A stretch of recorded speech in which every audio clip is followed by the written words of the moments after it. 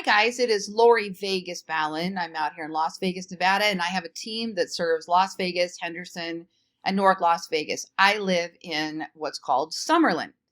Well, anyway, today I am making another video for my 365 days of KW Command videos, and I would love it if you would click the button on your YouTube channel and subscribe, and you'll be notified as I make more videos. Now, what we're going to do today is we're going to create a Facebook ad, Instagram ad, Twitter ad, and how we're going to do that is on the left-hand side, we're going to go down to that megaphone to open the campaigns applet. I have a new listing that my team took and I want to run an ad for it. So here in campaigns, we can run paid ads. You have emails, direct mail, and social posts. This is where you schedule out your social posts. But today we're going to do a paid ad. If you click create a campaign, it actually opens all of those options for you. You can also run a Google ad. Well, we're going to do this one here, social ad, and it tells us that this is paid. So you will need to have a credit card on file. They are going to charge you up front. Now I'm going to type in the name of the address up here that we're going to be promoting today. We're going to advertise a listing, so I'm going to click that box, and we're going to run it on Facebook, Twitter, and Instagram, and we're going to click Set Up Campaign. If you have not yet done so, you'll need to go up where you see your picture in the right-hand corner, click the little arrow, open Settings, and make sure that those accounts are connected, Facebook, Twitter, Instagram, whichever ones you want to run to. You can just select one of those as well. Next, we're going to search for the listing that we took. We can search by property address. By clicking here, we have more options, MLS number, and by listing agent. Now, on my team, each of our agents puts the listing in their own name. So if I choose show only listings, only my listings, this listing isn't going to come up because Krista on my team took the listing. So I'm going to drop this down to show all listings. Then I can type in the address and do a search. Now, if for any reason I could not find that listing, it wasn't there yet, I could close this box and type in the information and upload the pictures manually. So it doesn't have to be here, but let me show you what happens when you do have it here. It makes it easier. I'm going to click select, and it's automatically going to pull all that information in to your ad. Now, if everything's fine, you won't have to change anything. I generally look through the description. This populates from that MLS description, and depending on the agent and how they type things in here, I might leave it alone. I might go in and make some changes. Krista's great with her description, so I'm fine with hers. And then we go to headline. Now, headline, if you look to the right, you're able to see your ad populate. My suggestion is that you actually drop this from web feed to mobile view, because most of these people are going to be on mobile, and it's more important how it looks on mobile than on desktop. Now you'll see here that it actually cuts off and does this ... So if that open floor plan with a kitchen island that overlooks a family room was important, they're not seeing that on a mobile. This is why I always look at mobile first. So I'm just going to delete that. It's not important necessarily to this particular the way we're going to run the ad. Most people are going to be more concerned about the size of the home, where it's at, what its features are, price, that type of thing. Now, the headline is this right here. Headline to tell what your advertisement is about. So I can put here, I'm going to put Elkhorn Springs home for sale. And then underneath here, this is like a little call to action. So I usually put something like see price, pics, and details. I want them to know what they're getting when they click through. And this is important because the better your ad performs on click-through, your relevance score actually changes and your cost per click can go down if you're getting more clicks on your ad and your landing page also performs well. This is just something that works in Facebook's algorithm. And if it doesn't perform well, you know, it doesn't all match up, it's going to drop the relevance score, and then your cost per click is going to go higher. Okay. So this looks good on the call to action.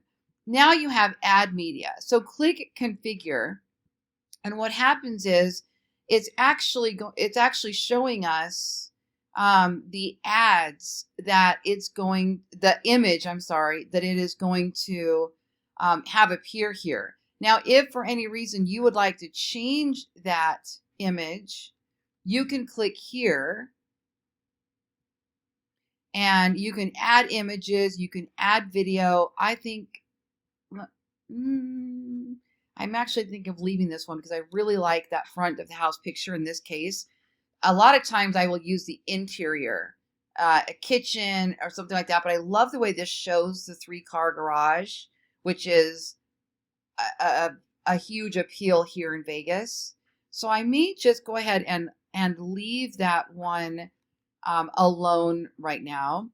And then where do you want your DBA logo? So this is by default. Keller Williams adds this little DBA logo to meet your broker requirements. So you can choose if you want that on the left and it'll move over here. Did you see that? Or you can have it on the right and it'll move over to the right-hand side. And then do you need to include an ownership statement? Each office is independently owned and operated. If so, you can add it and click apply and they'll put that in there as well.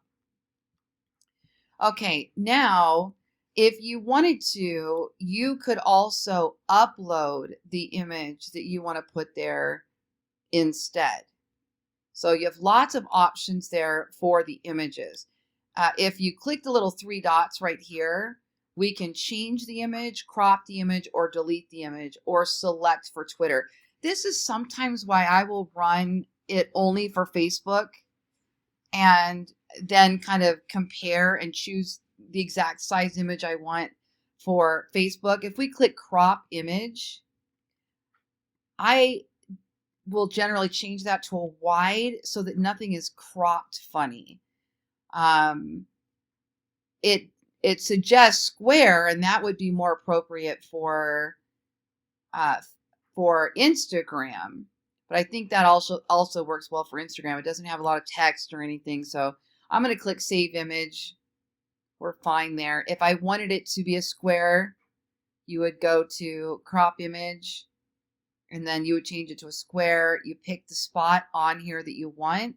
See, because you have to crop it then. And then you're going to click Save Image. But then it takes out my palm tree.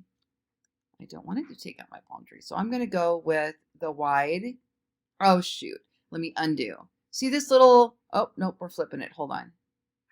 I want to get back my whole image. So let's delete that and let's grab it. So we're going to go to Select Video or Select Media. So now we can choose. Let me just browse here and see if there's anything else that would jump out. I know they look very strange size, but they won't come out that way. I'm going to stick with this front one. So preview and crop image. So I'm going to go with a wide and save image. You can also do multiple images.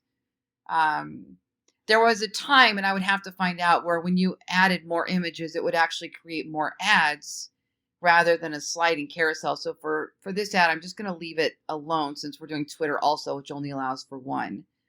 So then we have Facebook and Instagram ads configure. Okay, so I clicked configure, and now we have to choose which pages. So you're going to go to your account, and then you're going to drop the arrow down. And I have multiple pages on Facebook, so I have multiple businesses. So I'm going to choose Lori Ballen Team Las Vegas, and then Instagram ad or Instagram story. I'm going to do an Instagram ad, and then use Facebook lead generation form. Now that I'm thinking about this, I'm not sure that I set up the right Instagram account. I'll find out in a minute. So then we're going to do, okay, this is important. Do you want to use a Facebook lead generation form, or do you want to use a site or landing page? Now, when you choose Facebook lead generation form, when the person clicks to learn more, it actually pops up this little form with all of their info from their Facebook profile pre-populated. Accurate or not, that's where it pulls from. Then the person has the ability to change it, or they can just click through and move on. Most just click through and move on. So you might be getting old, outdated info, just FYI, as far as phone numbers and emails go.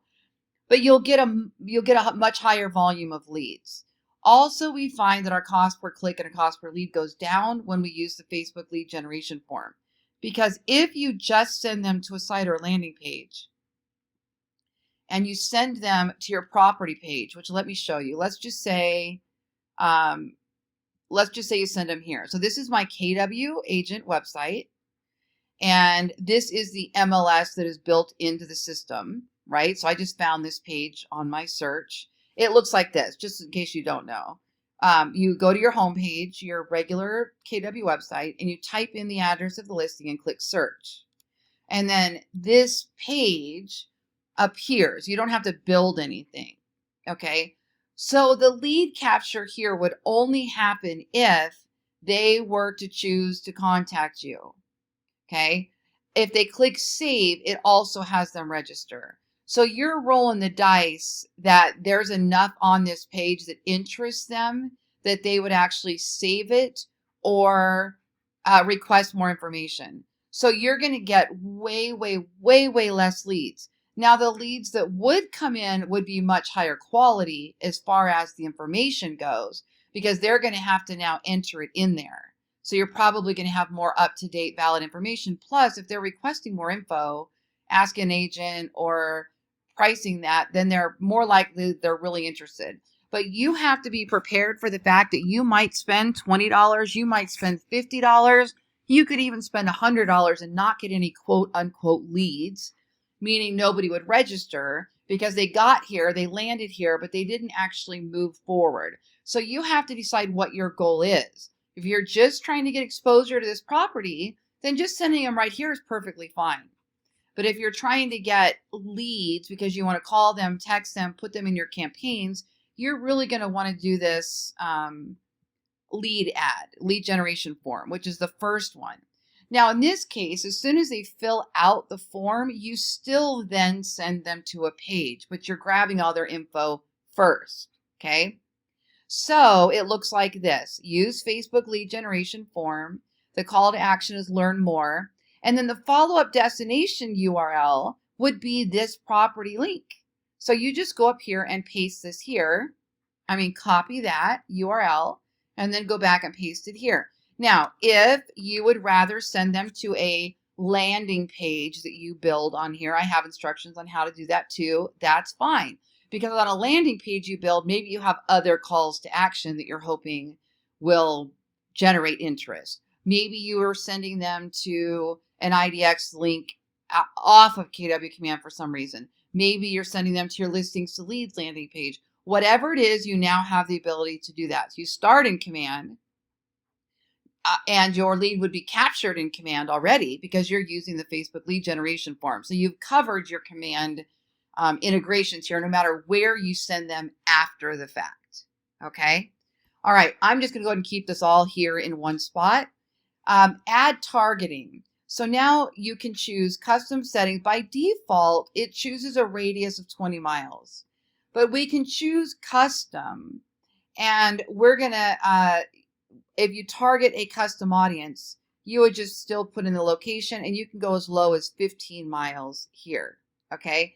I'm not going to get into targeting my database just yet because last time I tried it, it still wasn't working it the way I wanted to work it to. So I'm going to wait until I test that and make sure that we get that working really well before we start targeting the database. So we're just going to work on general leads that are in a 15-mile radius around this address. Okay. Now here you can add or change interests. My suggestion is that if you don't know what you're doing, leave that alone. Because what happens is, as soon as you start playing with interests, you're limiting the size of your audience of people that can see your ad. If you know what you're doing, like sometimes people will say, okay, let's choose everybody that's following Zillow, because we believe that somebody that's following Zillow or Trulia would be interested in properties. But then you're going to eliminate people that don't have those interests, okay? So you have to decide. If you've got a super large area like I do in Vegas, then expert targeting might be ideal, because I'm never going to be able to spend it. I don't have the budget to reach all whatever 1.3 million people that would be in that radius, right? Or whatever it is in the 15-mile radius, way beyond what I'm going to spend. So I could use expert targeting if I really wanted to get more finite. There's also some cool things in here with interests like this. I love these. Okay, so if you type in the word rent, now you can find people that are renting. So it's people that have expressed an interest or like pages related to renting. This doesn't mean that Facebook actually knows that they're living in an apartment or living in a house and renting. It's because of the pages that they click like on, right? That they somehow are expressing interest because of those things. But if you're running a first-time home buyer, like this property I'm running may not be ideal for first-time home buyer, although it's really inexpensive still. It's right in our pocket for our bread and butter houses. So it could be a first-time home buyer that buys it. But most first-time home buyers aren't buying 3-car garages. So I don't want to eliminate the people that have not chosen to rent. But if I've got a brand new listing, it's $250,000. It's a first-time home buyer's perfect type of house, 3-bedroom, 1,500 square foot, single car garage or 2-car garage. And I know I'm going to reach this large area, then I might go ahead and say, let me see if I can grab me some renters that might not know that they can buy. So you'll want to go in here and play alphabet soup, we call this, with interests and start learning and playing with what's actually in here so that you can see, oh, okay, what interests might people who would buy a house like this actually like and get familiar with these, okay? I want to do a webinar on all of those interests. In fact, that sounds like another video. Okay, so I'm going to leave interests alone. Next, we have ad content. So your ad content has been automatically populated based on the listing text and media you've selected above. You can customize your ad content for Facebook and Instagram if you choose. So if you turn this on, you now see the ad text again, the headline again, and the description again, and the image and video again. So it gives you the ability, again, to edit those places where we have filled everything in, okay? If you don't want to make any changes, we can leave that one alone. And then we would go to Twitter ad. And again, Twitter, now it's saying, where do you want to post it? And this is actually not where I want to post it. So let me do this. I would go to Twitter, and I'm going to log in to the correct account. So we'll log out. My gosh, I'm like never in here anymore. All right, let's just leave it alone. I'm going to let it roll. Okay, so let's go back. If I were to click connect a new account, yeah, then it's only going to allow us to do it if we have, see if I was logged in right now to the correct account. Oh, there it is. Okay, I'm going to do sign out. Hold on. We're going to get back in, and I'm going to do Ballen Group. That's what I want. Ah, perfect. Authorize app. That was easy. Perfect. Okay. So now which Twitter account do I want to post in?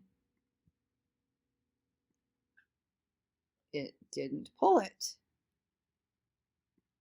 Authorize app. There it is. Took me twice. There it is. I must have missed something the first time. Okay, then we have destination and optimization. Select a destination for people viewing your ad and choose how you'd like Twitter to optimize your campaign. Okay, so Twitter doesn't have the same lead capture. So in that particular case, you are going to be sending them to a landing page of some sort. So you decide how you want to do that. So I'm just going to paste in this link that takes them to that page. If I had built a landing page for this listing, I could go to choose site. If I built the landing page inside KW Command, and then I can scroll down here for my listing like I did right here with Dolphin Cove, and then it would send them to that landing page instead of the IDX page. I'm just going to let this roll. I want the stats anyway. I want to play with it.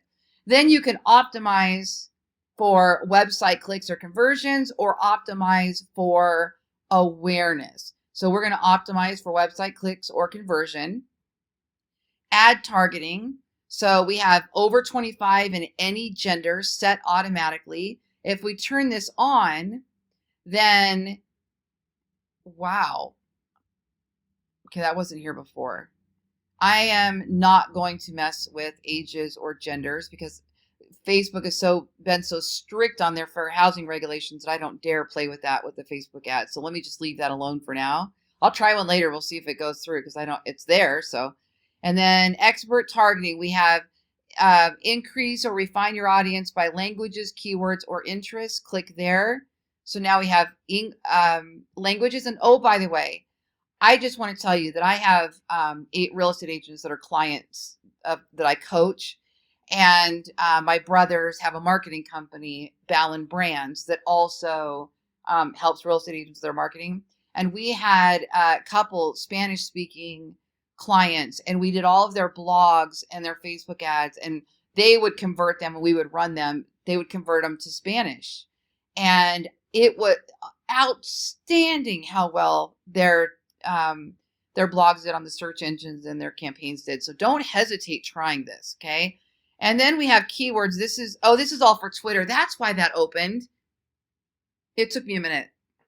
We're in the Twitter section, not Facebook anymore. So Twitter has a lot more lenience on that kind of stuff. All right, so then you can do keywords. So I could type in real estate, Las Vegas, whatever. Okay. And then interests. So we have similar things. Let me see. This is new. I have not done a bunch with Twitter, to be honest with you. So I'm a little bit new to in fact, most of my lead generation is organic. So I earn in through search engine rankings. So anything outside of that is something I have not myself played a ton in. So we're just going to leave all that alone. Let's just let that roll. And if it's not performing well, just turn that off. And then ad content. So your ad content has been automatically populated. So again, here's where you can now edit everything for Twitter. Then we have duration and budget. So I'll just save that Twitter ad. Destination URL. Okay, whenever you get something that's red like that, it means there's an error in the URL. There's an error somewhere. Well, I can see it right away. And I have 2 prefixes on it. Somehow I copied an extra prefix, the HTTPS. So that's what was happening there. So we'll save the Twitter ad, and then duration and budget. So by default, KW is suggesting 10 days, $1 a day per channel, $30 total. And I don't know the exact reasons other than this allows you to put an investment in without it being insane. You have some guidance here on what might be a good way to start this. And if I wasn't running Twitter, it would have said $20 because I have 3 channels. So it's $10 per channel. And letting it roll 10 days gives Facebook the opportunity to really gauge how well the ad is performing. So that's a safe way to go. I feel like being more aggressive right now because of the times that we're in at the moment. We want to get as many showings in this house as we can in like the next week. So in this particular case, I'm gonna go ahead and increase that to $60. And I'm gonna run this for less time as well. So today is March 18th. I'm going to go with, we'll run this through Monday. So then I'm spending $4 per day. And typically I'll spend like $5 a day when I'm launching something. So that works perfectly fine. Okay. And then distribute evenly between all channels or use automatic placements. I don't want to use automatic placements, but I don't see the option to change those. So we'll just leave distribute evenly across all channels. And I like it to show up in the news feed. I don't really like it to be in the side column per se. So 5 days, $4 per day. You know what I'm going to do? I'm going to do 4 days, $5 per day. So I'm going to limit it to run from today to the 22nd. It won't run today. It'll run tomorrow. So the 18th, 19th, 20th, and 22nd. It's got to give time to get approved. Okay. And then I'm going to click Save Duration and Budget. Now you can pause this or stop it. And then if you do they're going to bill you the full 60, whatever you said you want to spend. But if you pause it, you get a credit into your account. And when you run another ad, once that credit is posted, it'll tell you you have a credit. Do you want to use it? So far that has worked perfectly for me over the months. It's been fine. So we're ready to go. I see no problems here. I'm liking what we got. So I'm going to go ahead and click publish campaign. All right, your campaign is scheduled to run 4 days, cost is $60, 20 on Twitter, 20 on Instagram, 20 on Facebook. Please select your payment method. Note that Twitter will bill you separately with your payment method on file with Twitter. I don't think I've run a Twitter ad yet, so that's new to me. So if I had a credit, this would actually say right here, see credit applied 0. I don't have a credit, but if I were looking for one, that's where it would be. Okay, I've got my credit card on file. I'm ready to go. Click create campaign.